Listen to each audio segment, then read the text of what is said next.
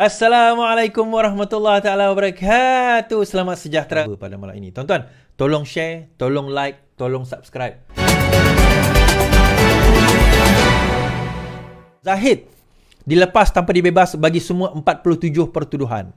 Timbalan Perdana Menteri Zahid Hamidi dibebas tanpa dilepaskan.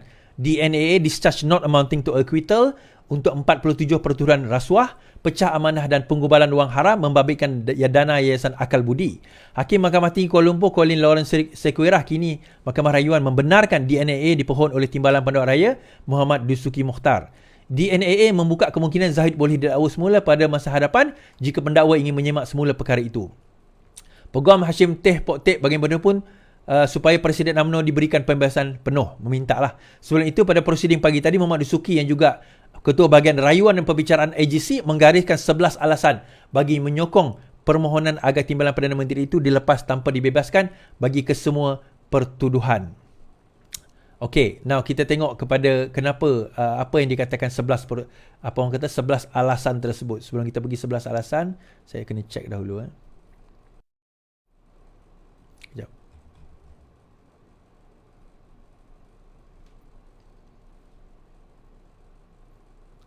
Okey, sebelum tu kita baca komen-komen mereka yang tak bersetuju.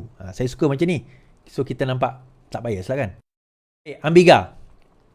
Zahid dilepas, pemimpin kerajaan tak usah sembang anti rasuah. Ambiga. Bekas Presiden Ambiga Sreenivasan telah membidas kerajaan setelah Timbalan Perdana Menteri dilepas tanpa dibebas berhubung kes rasuahnya. Dia berkata, kerajaan berhutang penjelasan kepada orang ramai. Pembaziran dana awam dalam membuktikan kes prima facie dan sia-sia semua kerja keras anggota Jabatan Peguam Negara. Kerajaan pasti berhutang penjelasan kepada orang ramai dan saya harap tiada politik UG Kerajaan Perpaduan berani untuk membenarkan perkara ini atau sekali lagi mengatakan mereka anti rasuah, katanya. Sebelum ini, Satu Agung Ashraf Wajdi Dasuki mendakwa DNAA itu membuktikan Zahid yang juga Presiden UMNO menjadi mangsa penganiayaan. Dalam masa yang sama juga, Syed Saddiq juga menulis di dalam Twitter beliau. Dia juga menulis dalam yang berbunyi, saya baca, 47 pertuduhan rasuah dilepas oleh kerajaan pada hari ini. Bukan hakim, bukan mahkamah, tapi kerajaan hari ini dan lantikan barunya. Berdosa besar jika saya berdiam diri dalam isu ini. This is an utter disgrace to those who fought for a new Malaysia, a better Malaysia, a reform Malaysia. Buddha will have emergency meeting to discuss this matter. I like to hear your views. Please share your friends to your family, katanya. Okay.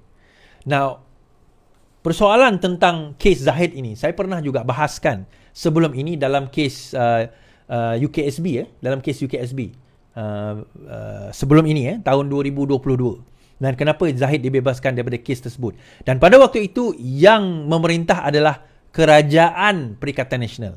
So saya tak emosional, malah saya ada video yang saya akan tunjukkan sebentar lagi di mana saya mengulas tentang kes tersebut. So malam ini insya-Allah saya akan mengulas juga tentang kes yang saya sebutkan berkenaan dengan kita bercerita tentang what do you call that, Akal Budi ini dan apa sebenarnya yang berlaku. So kes ini insya-Allah saya akan bawa supaya tuan-tuan nampak apa sebenarnya kes tersebut dan bagaimana Zahid boleh dibebaskan dan kenapa dia dibebaskan dan kenapa DNAA yang diletakkan dalam kes ini dan bukannya ialah didapati bersalah atau sebagainya lah. Sebelum kita bercerita panjang, kita kena faham satu perkara. Kes Akal Budi ini adalah kes melibatkan Yayasan Akal Budi Zahid. Okay, itu yang pertama. Kemudian kes ini telah pun dibicarakan dan dia ada 3 peringkat mahkamah jenayah ni. Yang pertama prosecutor stage, kemudian prima facie, lepas itu defense. Sekiranya ada prima facie, maka akan dipanggil pembelaan. Okey, itu prosedur di dalam mahkamah jenayah. So dalam kes Zahid pada peringkat awalnya, mahkamah mendapati bahawa terdapat prima facie.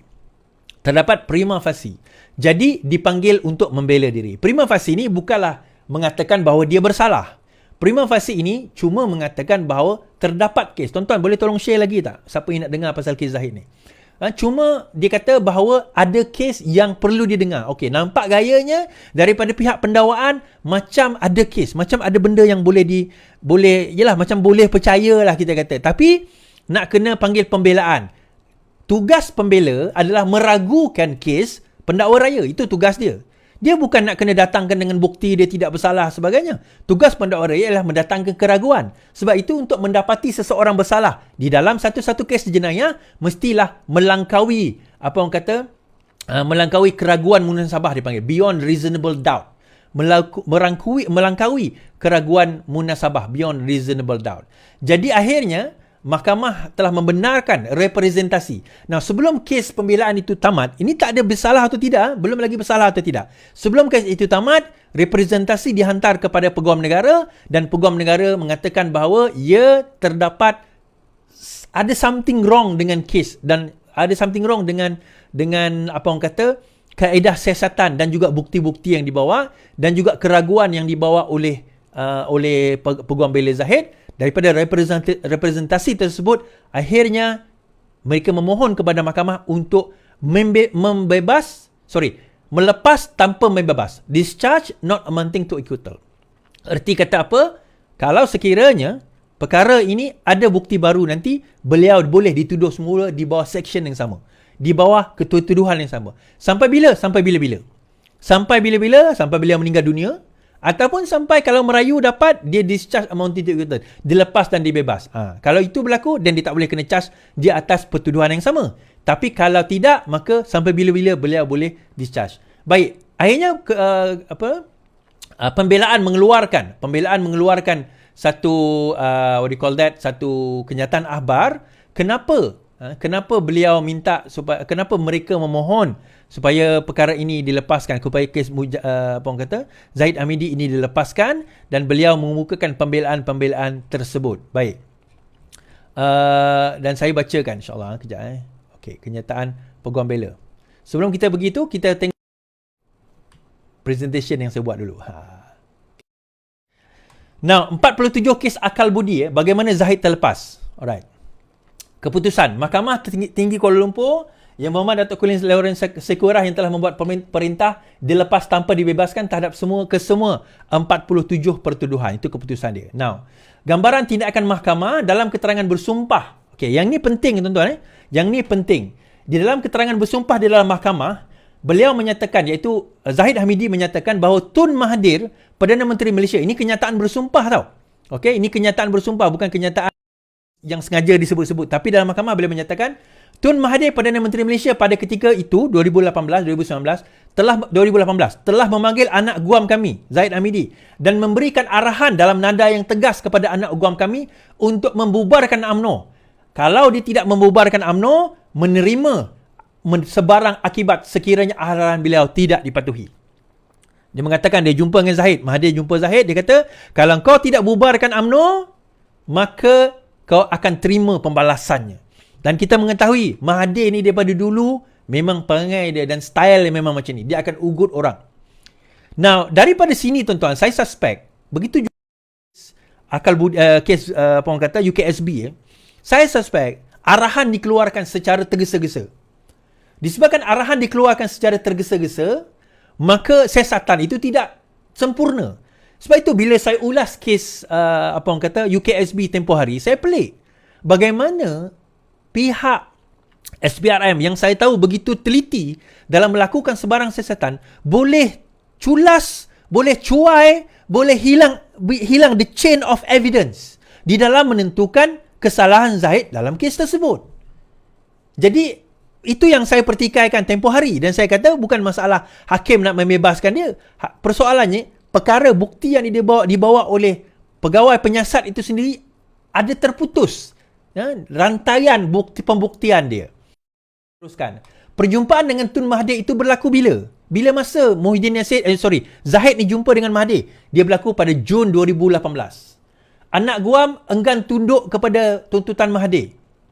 Zahid enggan tunduk kepada tuntutan Mahathir dan pada Julai 2018 anak guam telah dipanggil oleh SPRM. Jun dia dipanggil supaya bubarkan UMNO. Tapi Julai dia tak nak. Dia kata dia tak nak bubarkan. Julai dia terpanggil oleh SPRM dan akhirnya tindakan mahkamah diambil dan dia telah dituduh pada 19 Oktober 2018.